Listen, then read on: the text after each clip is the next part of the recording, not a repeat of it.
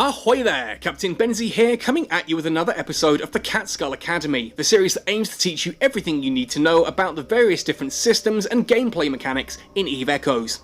In today's lesson, we're going to be talking about command burst modules. So by the end of this video, you should understand how command burst modules work, know which ships can fit command burst modules, know where to find them, and understand how skills and different ship hulls can affect their usage. Basically, as with all the other Catskull Academy lessons, this is a 101 into everything you need to know about command burst modules. And if you are new to EVE Echoes and looking to find out more information about the game, please do make sure that you check out the Catskull Academy playlist, as there is a wealth of information there designed specifically to help new pilots find their way in the exciting world of New Eden. With all that said and done, however, let's jump right in to talking about command burst modules.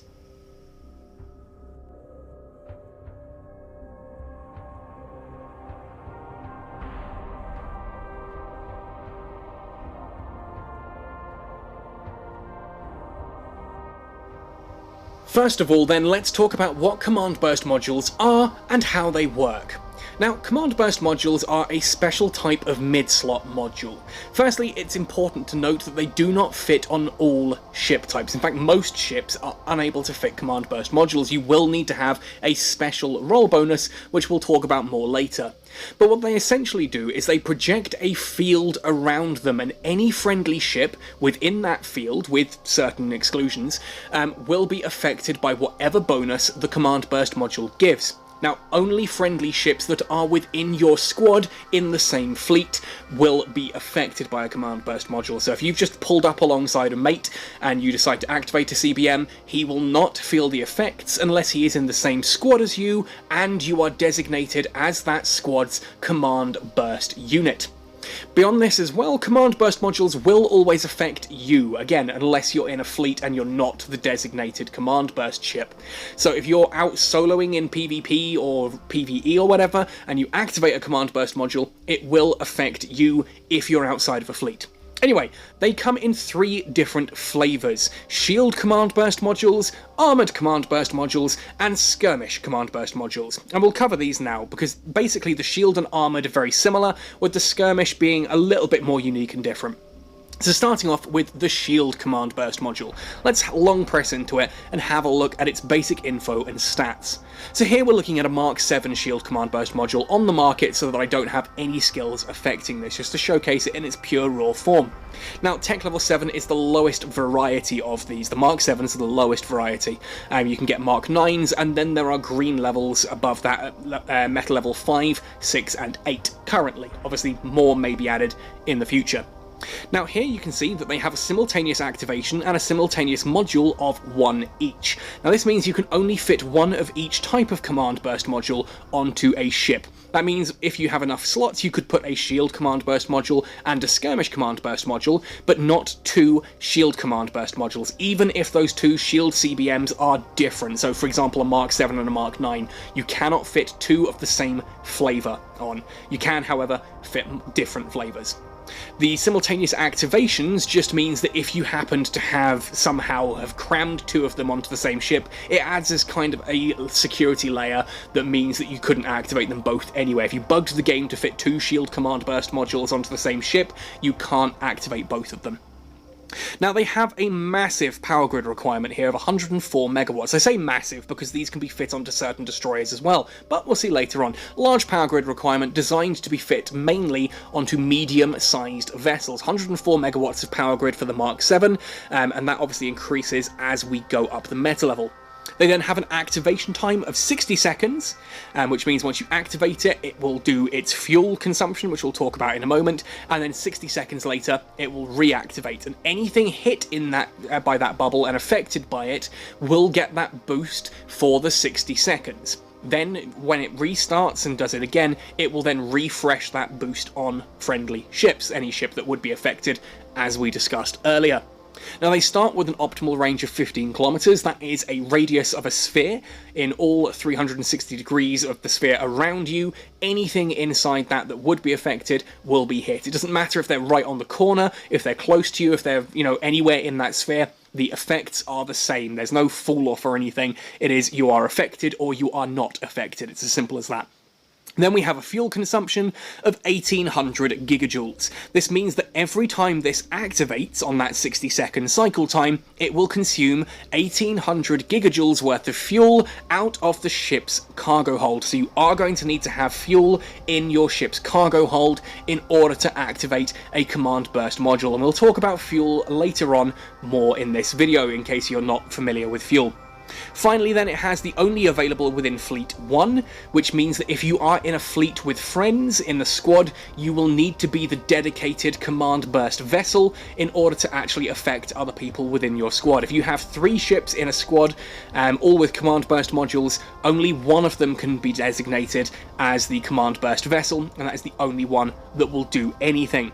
Now, those stats are the same across the board of all the different Mark 7. So if we look at the Mark 7 Armoured Command Burst here, you'll see it's that same simultaneous activation and modules, same power grid requirement, same activation time, same optimal range, same fuel consumption, and same only available within Fleet 1.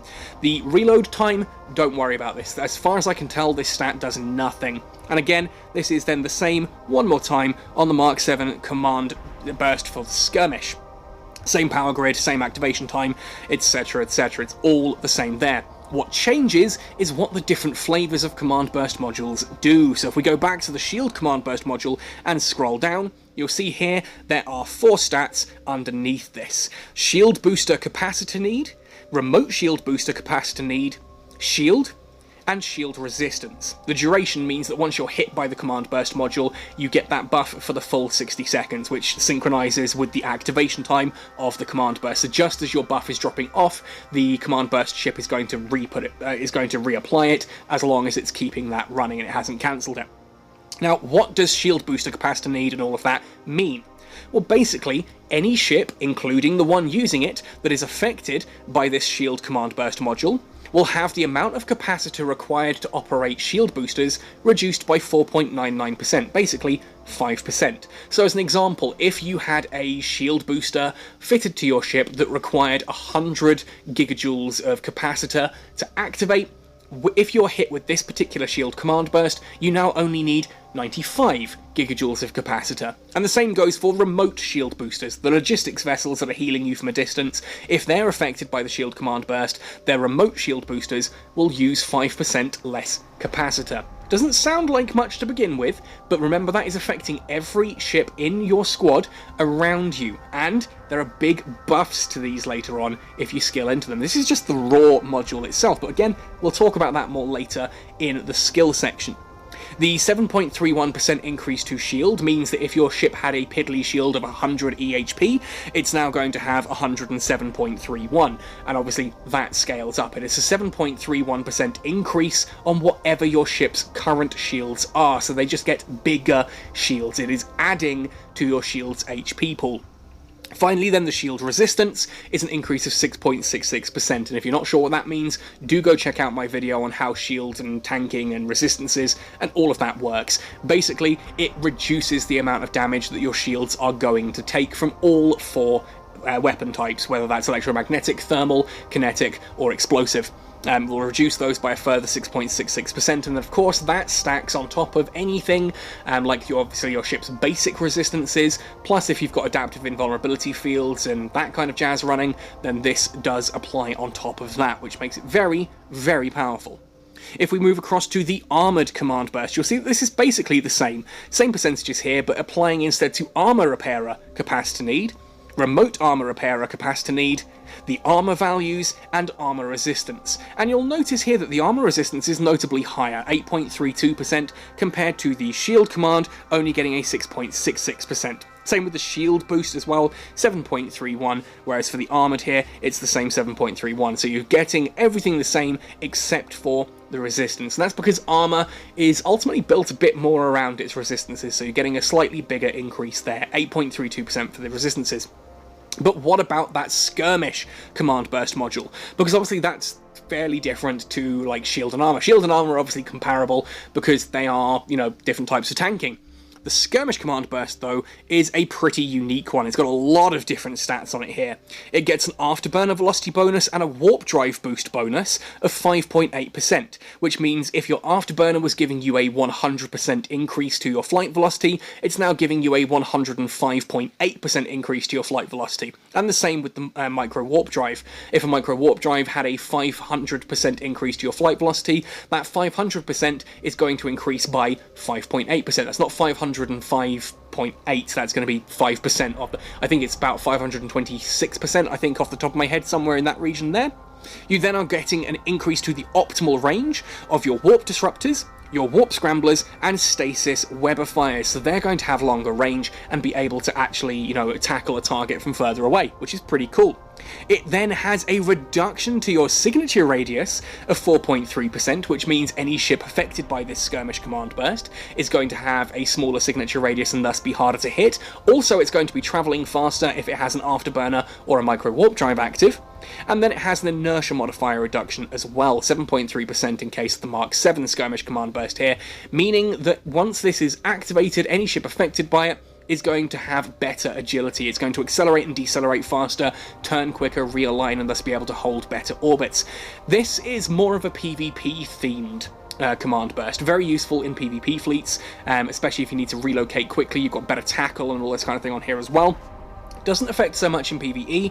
The shield and the armor obviously work well both in PvE and in PvP, and I would suggest that if you're running some high-level PvE fleets, it is well worth having a ship using a shield and or armor command burst in there as well. And yes, you can have both affecting you, which is pretty sweet, getting those both boosts to your shield and to your armor, although you'll see most ships only get bonuses to one particular type of command burst. But again, I'm getting ahead of myself. The final thing that I do need to talk about here that is not mentioned anywhere on the stats for the command burst modules is that activating them will give you a crime timer. This means if you activate a command burst module in low sec and then warp to gate, you are at threat of being shot and killed. This is a key point that is well worth noting. Remember that, write it down. It's one of the reasons why I don't like to use a command burst module on something like a Hurricane when I'm running low-sec encounters, because if I have to warp to a gate and I've left that running, well, I'm going to be shot at, and that's not a good thing. So just be aware, activating a command burst module will give you a short crime timer. Make sure you're aware of that.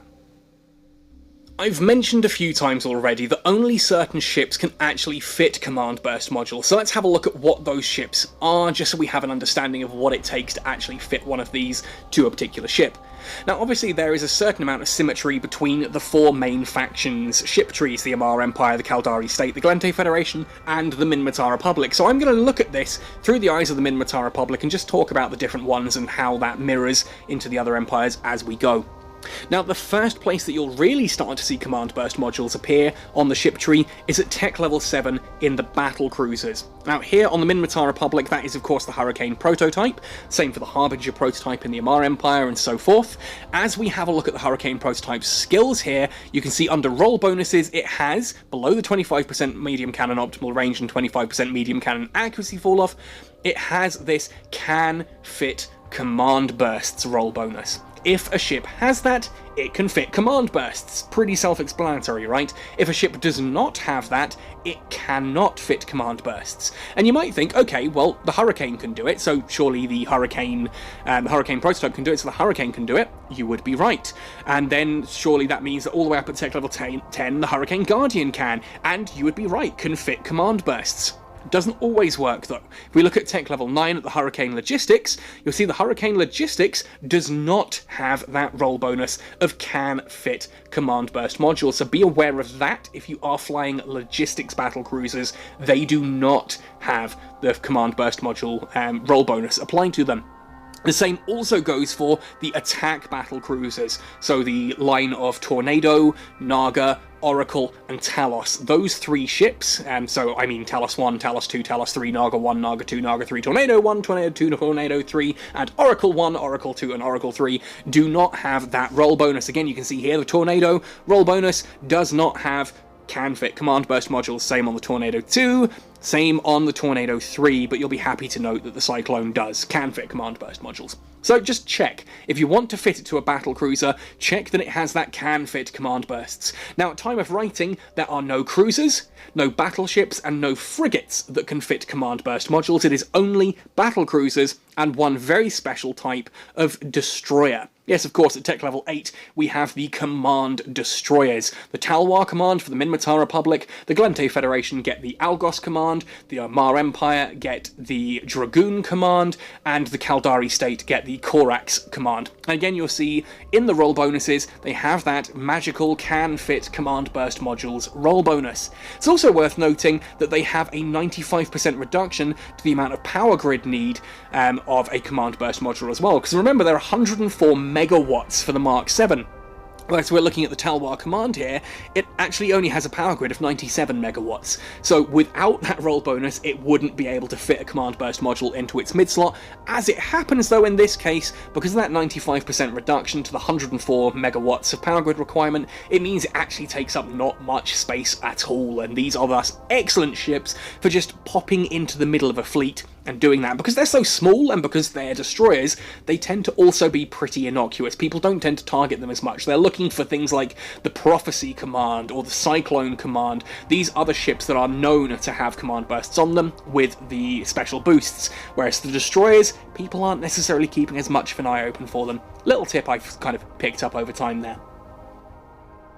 So you've decided that you quite like the concept of command burst modules, and you've double-checked that your ship can indeed fit them. How do you go about sourcing one of these to fit to your ship and actually play around with it? Well, the first and foremost place that you may choose to look is, of course, the market. And you'd be right. If we head to mid-slot sub-weapons and then scroll down the different subcategories, eventually toward the bottom we have command modules. This is then subdivided to shield command bursts, armoured command bursts, and skirmish command bursts. Now, it's worth noting that at the time of me making this video, only the Mark 7s and the Mark 9s are available in the game. If we were to have a look at the Torch Shield Command Burst, you'll see there's no sale order. Same goes for the Sisters Shield Command Burst and the Core Shield Command Burst, no sale order. It's not that people have found these and they're hoarding them and don't want to sell them, it's that they currently don't exist. We don't know how or when we'll be able to get those in the game. Do stay tuned to this channel, I will update once I know. Now, of course, the Mark 7s and the Mark 9s, though, can be found in-game and can be sold on the market, and currently a Mark 7 Shield Command Burst is going for about 18 million, a Mark 9 is a lot more expensive at about 150 to 160 million, and if we have a look at the Skirmish Command Bursts, oh boy, things jump up even higher. We start off around the 75 to 80 million mark from Mark 7, and a Mark 9 is a whopping 300 million ISK. That is not a cheap module, especially since it's probably going to be put on a PvP ship, and if you lose that ship, oh, that's a lot of insurance points. Anyway, so obviously if someone is selling these on the market, you have to be able to source them from somewhere, and that's where special anomalies come in, notably scout anomalies. So if you're doing things like, for example, Angel Scout anomalies, Gurustus Scout anomalies, you'll find blueprints in those for the different type of command bursts. And I'm not going to give you a full breakdown on exactly which ones go where. Do have a look around, you should be able to find those. Check what's closest to you, because it's probably relevant to the ships that you're flying. Obviously if you're in Angel space and they're dropping shield command burst modules, it's probably because you yourself are using shield tanking ships.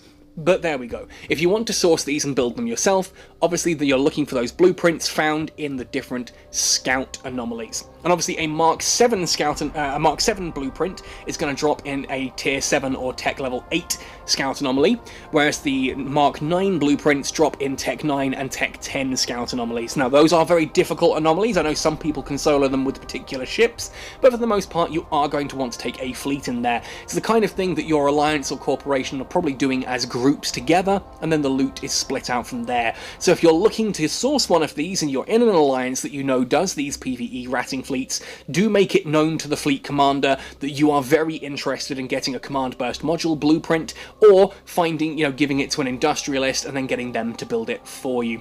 Just worth considering there that you don't just have to buy it on the market, you can source them through ratting.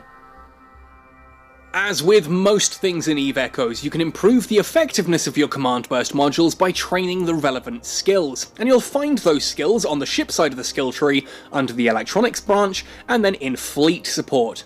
Here you see we have the shield command skill with basic, advanced, and expert, skirmish command, and armoured command. Let's have a look at what these all do, starting with shield command.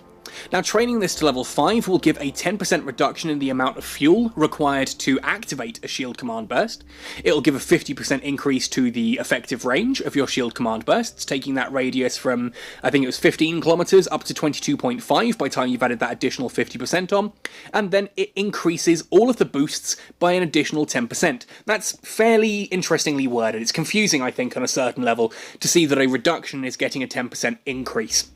What that means is, whereas it was a 5% reduction beforehand, it will then be a 5.5% reduction now. That reduction amount is increased by 10%, and obviously the bigger reduction is going to be better in regards to the capacitor requirements for the shield booster and remote shield boosters. It's obviously also going to increase the amount of shield that the command burst will give you, and increase the resistances that that shield command burst will give out to you and other ships that it will affect as well around it. Now, interestingly enough, normally, basic skills are the best variant. By the time you've trained a skill to basic 5, you then look at how advanced 5 will change it, and it tends to be that it's a lower amount of boost on those. Now, this is not the case with command burst skills. If we look at advanced shield command, you'll see that the fuel cost actually goes from a 10% reduction to now a 20% reduction. It's bigger. The effective range boost, though, for advanced is only 30%, whereas it was 50% beforehand. The big changes, though, happen to the boosts to the actual command burst effects, which are 10% on basic and 20% here on advanced. Finally, once we look at Expert, again you'll see that the activation fuel cost is 20%, the effective range is a slightly smaller increase, but we're still getting that big 20% and 10% across the board for the other boosts.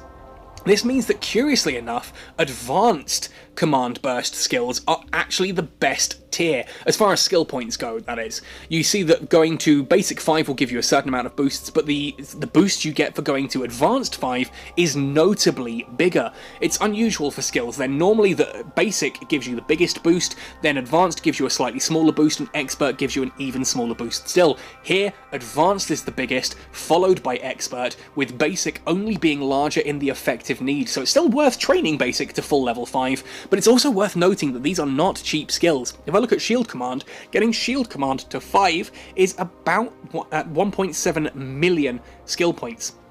That's just for basic. Once we hit advanced, that's up to 2.5 million. And at expert, you're looking at a frankly terrifying 4.8 million by the time you've actually worked that out. 4.7, 4.8 million around there to get that fully trained. That's a lot of skill points if you want to max out your shield command skill. So it is worthwhile checking that if you're doing this for fleet usage, make sure that you are the person in your fleet who is actually going to be using the command burst modules. If you've got someone else who you are always fleeted with who is using that, because you can only have one command burst vessel in a fleet, there's no point you training into it as well. Unless, of course, you want to be using something like a Cyclone Guardian or a Prophecy Guardian for your own solo use, and you want to have command bursts there and fitted to improve. Just bear that in mind.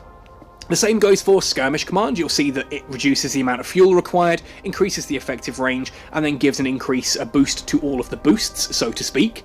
And at Advanced, it's a bigger reduction to fuel cost, a bigger boost to all of the boosts, and a slightly smaller effective range increase. And then same at Expert. It's pretty much the same across the board. We'll have a look at Armoured just to showcase it, but there it is, 10% reduction to fuel, 50% effective range, everything else is 10 or 20% there.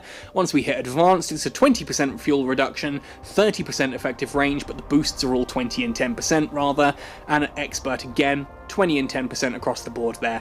Really nice boosts. Those can make your effective command bursts absolutely monstrous. But of course, it's not just skills that affect your command bursts. I've hinted that there are some ships, actually, that are involved in this as well, so let's jump into the ship trees and have a look. And again, we're going to start with the Minmatar Republic, just because I don't want to spend the entire video listing out every single ship in the game that does have these bonuses, but we'll have a look at a couple of them.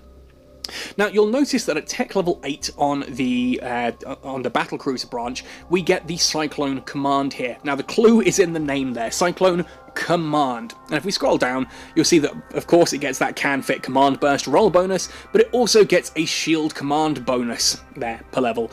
So for every level in shield command that you have, you get a 2% increase to shield command burst strength, 3% increase to skirmish command burst strength, and a further 5% increase to command burst effective range. Now, of course, this is in addition to all of the boosts that the skill itself are giving you.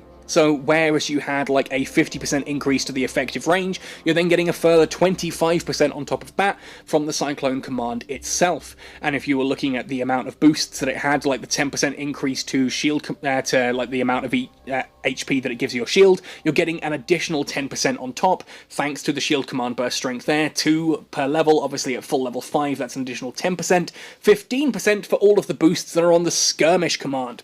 And this then continues. You have the Cyclone Guardian there at tech level 8, and at tech level 10 you get the Cyclone 2 command, which again has bigger boosts. Bigger boost to the effective range, it's a 50% increase there. We're getting a 20% increase to shield command, and a 24% increase to skirmish command. Again, I've talked briefly about the Talwar command earlier. Not only is that getting a reduction to the amount of command burst power grid requirements, it's getting that can fit command bursts. It also gets a 2% increase to shield command and a 3% increase to skirmish command. And you'll notice that 2% and 3% are actually the same as the Cyclone command, 2% and 3%. The only thing that the Talwar command doesn't get that the Cyclone command does is the effective range. So if you don't care about the effective range, the Talwar command is actually as good a command platform as the Cyclone, as long as you're not worrying about getting shot at, etc. Obviously the Cyclone is a lot tankier than the Talwar. So the important point to note here is that in the Minmatar ship tree, it is Skirmish that gets the bigger effect, with Shield getting a slightly smaller effect from the Shield command burst strength. What about the Caldari state though? If we have a look at the ships here, you'll see the Corax command. Again, it's Shield command bonus that gives you the boost, and it's a bigger boost to shield and a slightly smaller to skirmish. That then carries across as we go across to this side, and with the Ferox command there at tech level 9, and tech level 8, and at tech level 10, and that's the wrong one, there we go, the Ferox 2 command. Again, shield command is the skill that you train, and it gives you a big boost to your shield command boost strength, and a slightly smaller boost to the skirmish command bursts. As we move into the Amar Empire, you'll see that here we have the Dragoon command. This again is now Armoured command that is giving you the bonus to your skills. The biggest boost from it is Armoured command burst strength, with Skirmish command burst strength coming in slightly smaller. We then have, of course, the Prophecy command and the Prophecy 2 command. The ever-popular Prophecy line of battle cruisers are the ones that get the bonuses here for command bursts. Armoured command burst, again, gives you a big boost to Armoured command burst strength and a slightly smaller boost to Skirmish command burst. Finally then, in the Galente Federation, it is of course the Algos command, which is the ship you saw docked at the beginning. Armoured command bonus is the skill that improves it all. It's a small boost to Armoured and a bigger boost to Skirmish, and the same then goes across to the Myrmidon command, and then at tech level 10, the Myrmidon 2 command. Smallish boost to Armoured command, bigger boost to Skirmish command. Basically, what I'm getting at there is that the Amar Empire and the Galente Federation both get bonuses from the Armoured command burst skill, and the Minmatar Republic and Caldari State both get bonuses from the Shield command burst. No ship in the game currently gets direct bonuses from the Skirmish command burst strength. So that is a skill that you might want to train second. Pick which ship it is you want, go for the Shield or Armoured skill first, because that's the one that's going to give you the bigger effect. Now, the Caldari and the Amar and the Galente and the Minmatar, I'll get there in the end. The Galente and the Minmatar both have the Skirmish boosts, whereas the Caldari and the Amar have Shield and Armor boosts respectively. They're the ones that are getting the bigger boost from Armor Command Burst and Shield Command Burst, whereas the Galente and the Minmatar, they use the Armor and Shield skill, but their biggest boost is to the Skirmish Command skill. I hope that makes sense. Finally then, we need to briefly talk about fuel, because if you want to activate a command burst module, you need to have fuel in your ship's cargo hold. All you do is put fuel in the cargo hold, then when you activate the command burst module, it will consume the required amount of fuel in order to activate it. If you don't have enough to activate it, it will not consume any fuel, you'll need to put more in. But what is fuel and how do you get it? Well, if we go to the market and we scroll down to our manufacturing materials, then down to planetary resources, you can buy fuel off the market here as we scroll down. You're basically looking for liquid ozone, heavy water, ionic solutions, oxygen isotopes, and plasmoids. I tend to use plasmoids because they give a big gigajoule amount for a small amount of cargo space. They're also one of the more expensive fuels and harder to harvest, but they are the best for gigajoules per cargo space. So if you want to not take up as much cargo space and still have a lot of activations, plasmoids are the way forward. But it's entirely up to you which way around you decide to do that. All of them have different effects. Now, obviously, again, how do you get these if not via the market? Well, that's where planetary production comes in. Obviously, if you are doing things like this, you can have a look at all the different planets and see what they are here. So obviously, I'm in this particular system, and we have liquid ozone there on one of these planets. You can place your development array there and start harvesting liquid ozone for yourself. I tend to find it's pretty cheap on the market for what I need. That's one way to do it, but if you are going to be dedicated into using command bursts, it can rack up in those costs, so it might be worth you setting up a few mining arrays to get those particular planetary resources yourself. And if you're not sure how to do that, I do have a video on the Catskull Academy of how to set up planetary production, so do check that one out as well. Otherwise, folks, that does bring us to the end of this video. Hopefully, that covers everything that you need to know about command bursts. We've looked at what they are and how they work. We've looked at which ships can fit them and how certain ships are affected by them.